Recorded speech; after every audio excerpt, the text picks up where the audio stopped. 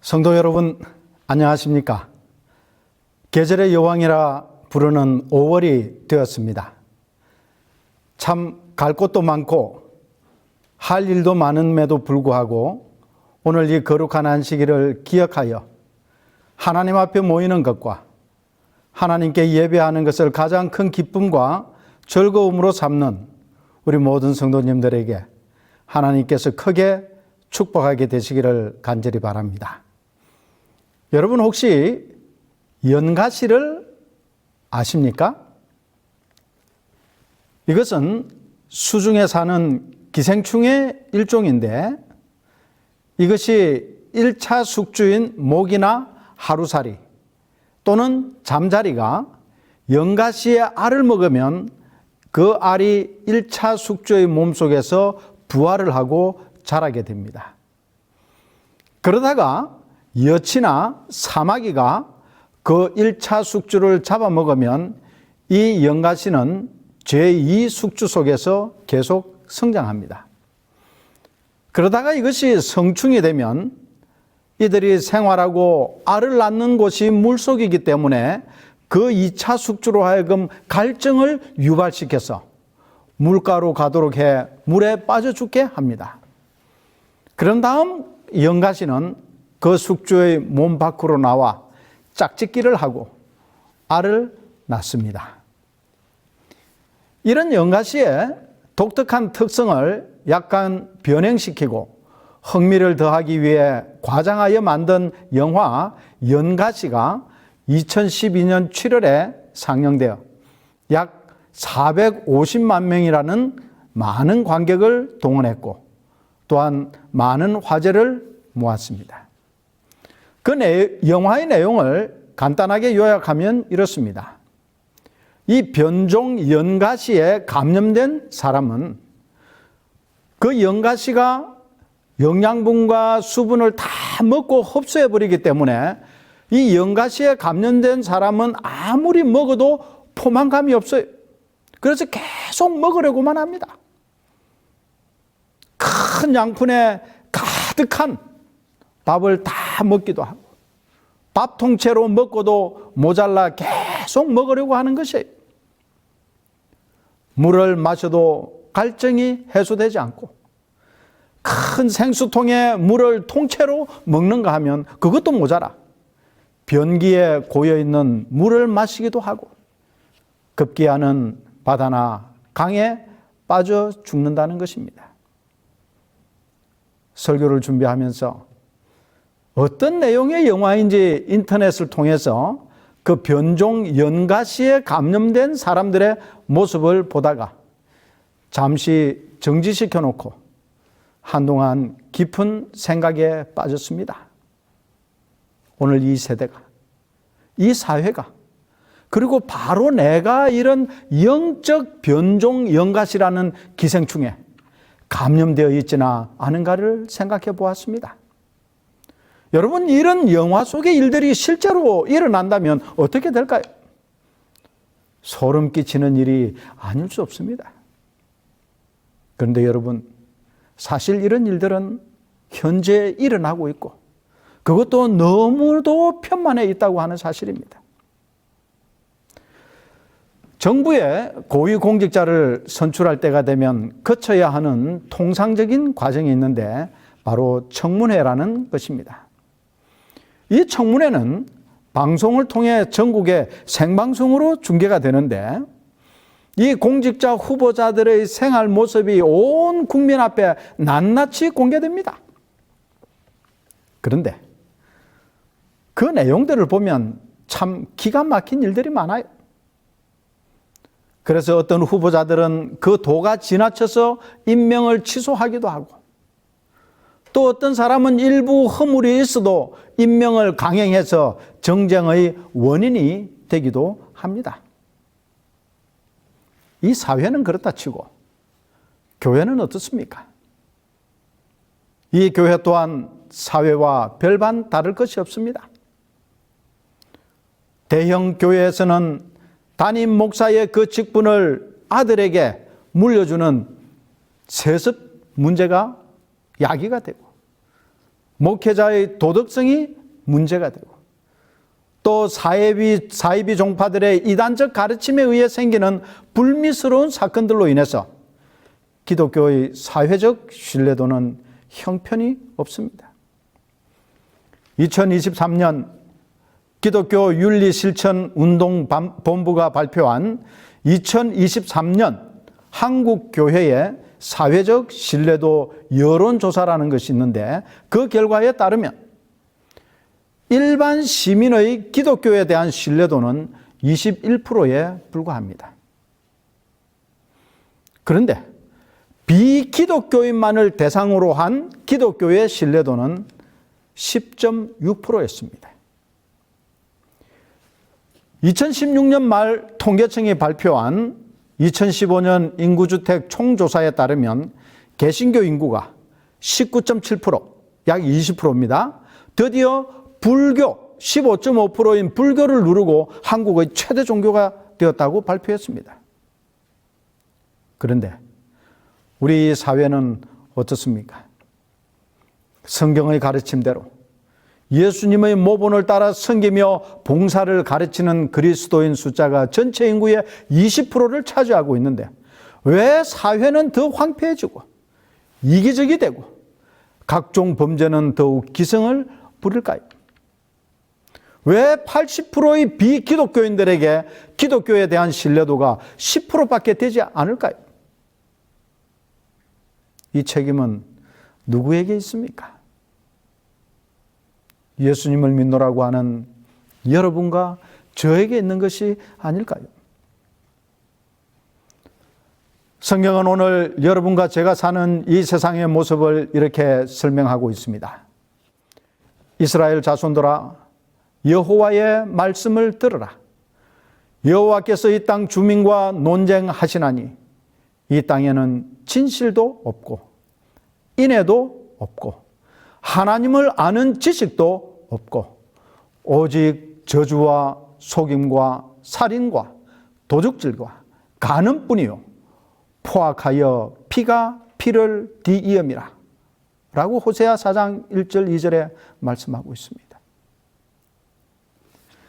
사도 바울은 좀 더 직접적이고 자세하게 이 세상 끝의 사회적 현상을 이렇게 설명하고 있습니다.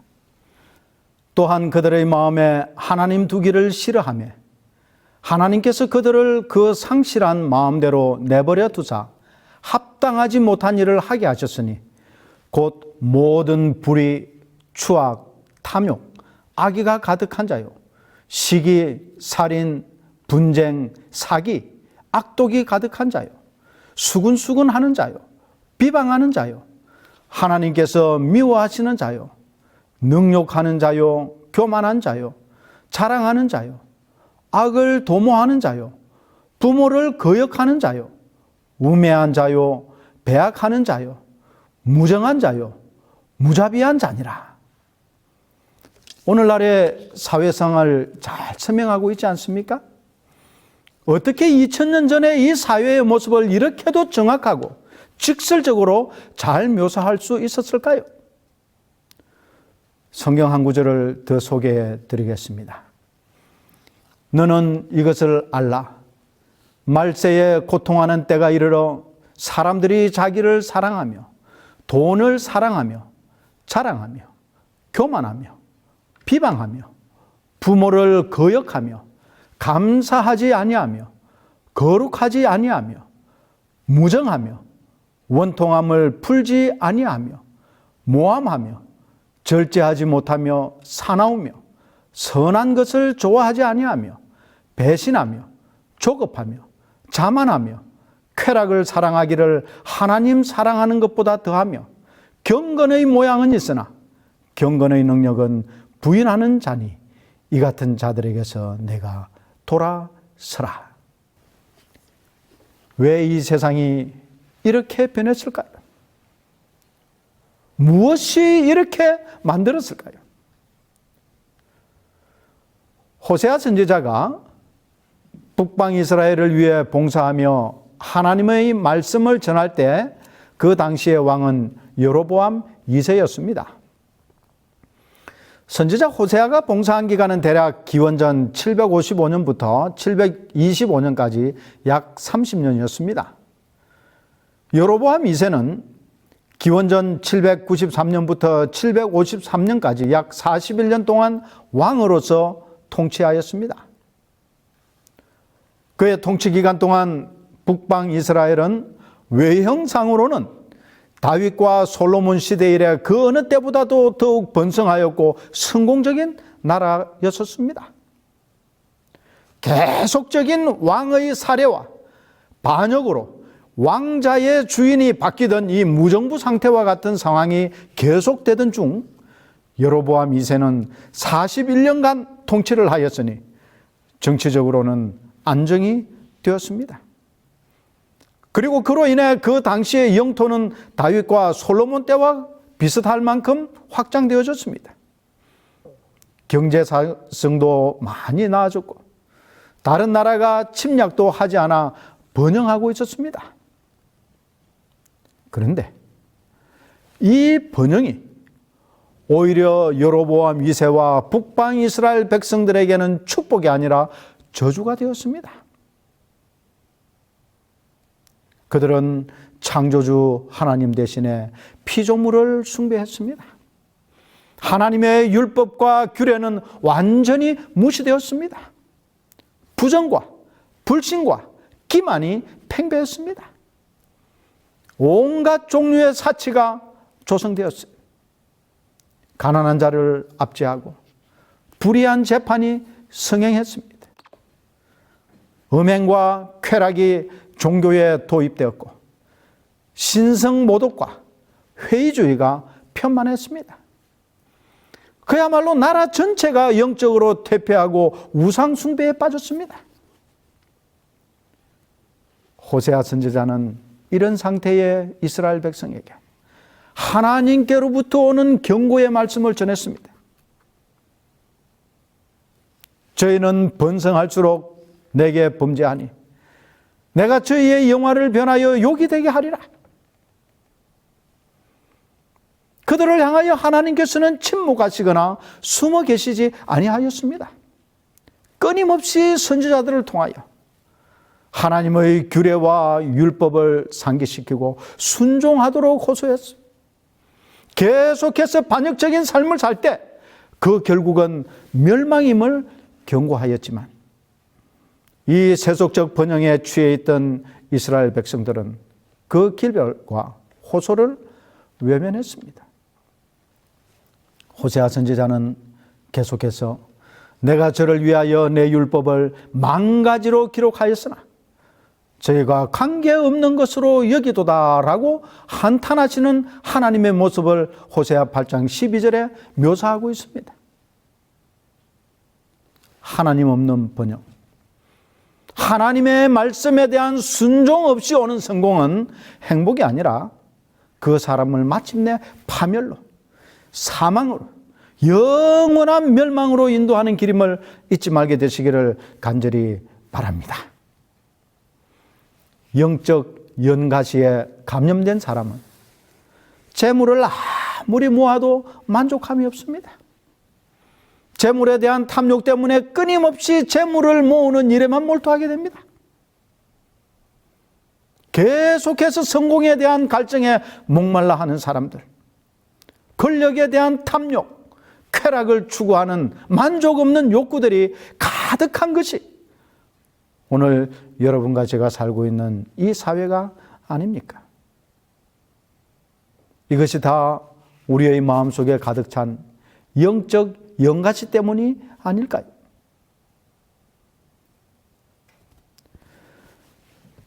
여러분, 개는 본성적으로 옆으로 걷습니다. 아무리 똑바로 걸으려 해도 그럴 수가 없어요. 마찬가지로 영적 영가시 같은 탐욕과 교만에 감염된 사람은 하나님의 말씀을 순종하고 그 규례를 지켜 행할 수 없습니다. 이것은 노력의 문제가 아니에요. 예레미야 13장 23절에 굿스인이 그 피부를, 표범이 그 반점을 변하게 할 수 있느냐? 할 수 있을진데 악에 익숙한 너희도 선을 행할 수 있으리라고 기록되어 있습니다. 즉 불가능하다는 말이에요. 우리의 죄된 본성을 가지고는 하나님의 말씀과 율법을 순종할 수 없고 심지어 사랑과 겸손의 마음조차도 우리가 가질 수가 없습니다. 그러면 어떻게 이 문제를 해결할 수 있을까요? 우리 속에 있는 이 영적 연가시를 몰아낼 수 있는 방법은 무엇이고 치료할 수 있는 특효약은 무엇일까요? 그것이 오늘 바로 본문의 말씀 호세아 6장 1절과 3절에 있습니다. 6장 1절에 오라 우리가 여호와께로 돌아가자. 우리가 여호와께로 돌아가자. 그리고 3절에 우리가 여호와를 알자. 힘써 여호와를 알자. 라고 말하고 있습니다. 영적 연가시에 감염되어 끊임없이 탐욕과 만족되지 않는 욕심에 빠져 헤어나오지 못하는 죄된 영혼의 치료책은 첫 번째로 하나님께로 돌아가는 것입니다. 철저한 회개를 통하여 하나님께로 돌아가는 것이에요. 우리가 몸이 불편하고 이상함을 느끼게 되면 병원에 갑니다. 환자 자신이 스스로 진단하고 처방하지 않습니다. 병원에 가서 자신의 상태와 증상을 의사 선생님께 이야기하면 의사 선생님이 듣고 진단한 후에 적절한 처방을 하고 필요하면 수술을 하거나 아니면 다른 치료 방법을 시행하여 낫게 하는 것입니다. 여러분, 하나님의 말씀에 소홀하게 되고 기도가 등한시되어지고 예배에 참석하는 것이 귀찮아지고 시간 낭비인 것과 같은 생각이 들고 세상과 재물에 대한 욕심이 생겨나고 이기심과 교만함이 생겨나면 이것은 영적으로 이상징후인 것입니다. 이러한 일들이 생기고 내 마음속에 들 때 그것을 즉시 크신 의원 되신 여호와께로 가져가야 하는 것입니다. 죄로 인해 오염되고 더럽혀지고 상처 입은 상태 그대로 하나님께 가야 하는 것이에요. 다윗은 자신의 경험을 통하여 시편 51편 17절에서 이렇게 기록하고 있습니다. 하나님께서 구하시는 제사는 상한 심령이라. 하나님이여 상하고 통회하는 마음을 주께서 멸시하지 아니하시리이다. 사랑의 사도로 불려지는 예수님의 제자 중 한 사람이었던 요한도 이렇게 말하고 있습니다. 만일 우리가 우리 죄를 자백하면 그는 밉보시고 의로우사 우리 죄를 사하시며 우리를 모든 불의에서 깨끗하게 하실 것이라.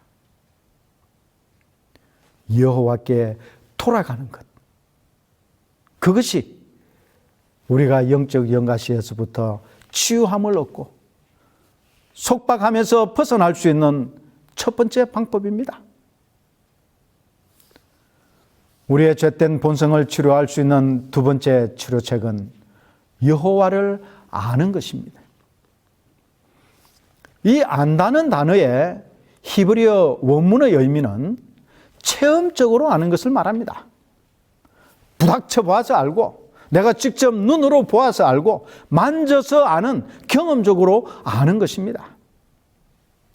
단지 지식적으로, 피상적으로, 관념적으로, 개념적으로 아는 것이 아니에요.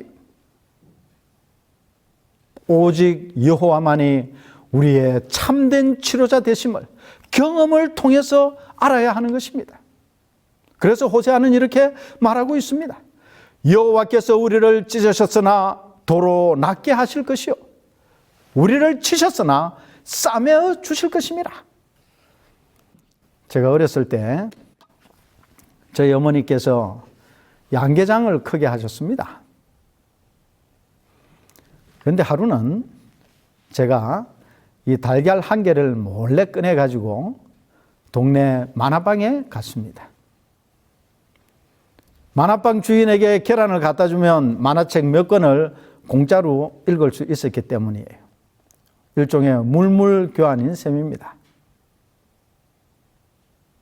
이런 일을 몇 번 했습니다. 그런데 꼬리가 길면 잡힌다고 어느 날 어머니가 그 사실을 아셨습니다.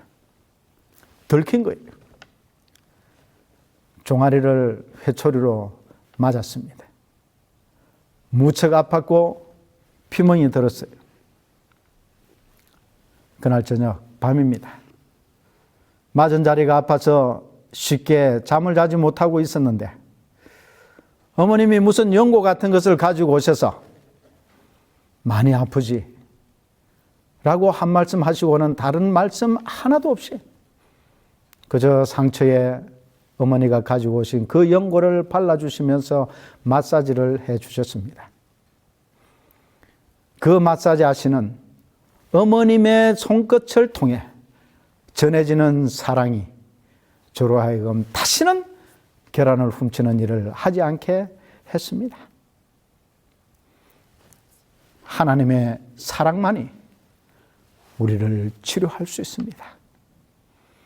오직 하나님의 그 사랑만이 영적 영가시에 감염된 우리의 교만과 이기심과 끝없는 재물과 명예와 권력과 쾌락에 대한 욕망을 제어하고 치료할 수 있습니다. 여호와를 아는 것, 힘써 여호와를 아는 것, 그것이 우리의 영적 영가시를 제거할 수 있는 유일한 방법인 것입니다. 호세아 선지자를 통해 멸망을 앞둔 북방 이스라엘 백성들에게 간절히 호소했던 이 호소가 오늘 우리에게 하시는 하나님의 음성이라고 믿으십니까?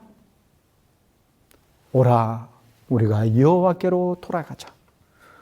우리가 여호와를 알자, 힘써 여호와를 알자 라는 애절하고 간절한 호소가 오늘 우리의 마음속에 메아리 치고 있습니다. 이 말씀을 듣는 지금은 그래야겠다고 결심하지만 조금만 시간이 지나고 이 교회 문을 나서는 순간 까맣게 잊어버려서는 안 됩니다. 이 선지자의 간절한 호소를 우리는 실천해야 하는 것입니다. 여러분이 병원에 가서 진단을 받고 나면 약을 처방받습니다. 처방받은 그 약을 집에 모셔놓기만 하면 병이 낫지 않습니다. 의사의 처방에 따라 그 약을 먹어야 하는 것이에요. 그러므로 결심보다 더 중요한 것은 실천하는 것입니다. 우리나라의 동화 작가인 권정생 님이 쓴 우리들의 하느님이라는 책에 나오는 이야기입니다. 권 작가가 어느 날 시내에 나갔다 돌아오려는데 버스비가 부족해서 완행열차를 타고 오게 되었습니다. 열차 안에서 한 아주머니를 만나게 되었고 그 아주머니의 이야기를 듣게 되었습니다. 이 아주머니는 의성에 있는 시골교회의 집사님이셨어요. 그분이 10여 년 전 어느 날 바쁘게 집안일을 하고 있는데 거지가 구걸을 하러 왔다고 합니다. 정신없이 집안일에 몰두하던 아주머니는 귀찮은 생각에 거지를 그냥 내쫓았다고 했습니다. 그런데 돌아서 가는 거지의 뒷모습을 보니 예수님처럼 보였다는 것이에요. 그래서 깜짝 놀란 이 아주머니는 하던 일을 멈추고 허겁지겁 쌀을 한 대 접어서 달려나가 보았으나 거지는 어디론가 사라지고 보이지 않더라는 것입니다. 집으로 돌아온 아주머니는 주저앉아 통곡을 했습니다. 그때 이후로 이 아주머니는 10년을 하루같이 만나는 사람들 모두 그 사람이 예수님으로 알고 대접을 했다는 것입니다. 이 이야기를 하고 나서 아주머니는 세상 사람들이 다 예수로 보이니까 참 좋습니다. 내가 할 수 있는 건 다 해드리고 싶어요. 라고 말했다는 것이에요. 이 권 선생은 아주머니와의 이야기 끝에 자신이 여태껏 들은 설교 중에 진짜 설교를 들었다고 덧붙였습니다.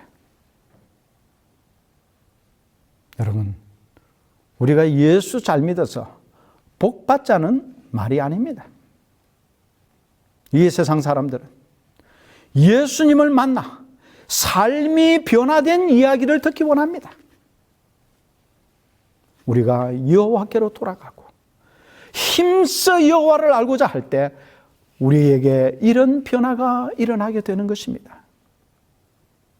오늘 지금 우리가 여호와께로 돌아가므로 여러분과 제 삶에 분명하고 확실한 변화가 일어나기를 기도하며 말씀을 줄이겠습니다. 기도하시겠습니다. 사랑의 아버지 하나님, 감사합니다. 죄 가운데 죽을 수밖에 없는 저희들에게 살 수 있는 비결을 가르쳐 주시니 감사합니다. 이 세상을 향하여 가는 우리의 발걸음을 멈추게 하시고 여호와께 돌아가게 힘을 주시고 믿음을 주시옵소서. 힘써 여호와를 알고자 하는 거룩한 열망을 저희들에게 허락해 주시옵소서. 그리하여 하나님께서 주시는 참 평안 속에 우리의 영혼이 쉼을 얻는 거룩한 삶이 되도록 축복해 주시옵소서. 예수님 이름으로 감사하며 기도드리옵나이다. 아멘.